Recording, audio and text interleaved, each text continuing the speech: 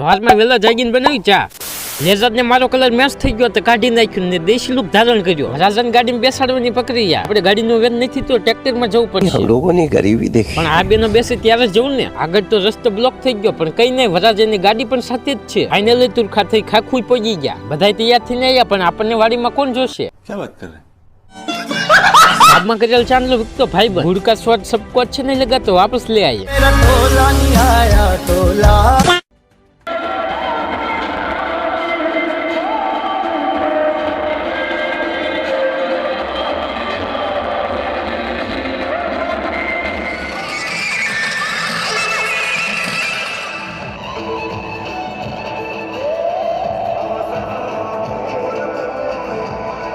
માંડવે થોડુંક તામઝામ કરીને ભાતમાં બંધાઈ ગયો. એક હું છું કે 2 વાગે ખાવાનું વિચાર કરતો. તમારે મારા ભાભીનો ફોટો જોવો હોય તો લાઈક કરો એટલે સ્ટીકર વયું જશે ને ફોટો દેખાશે. નવા વિડીયો માટે ફોલો કરી લો.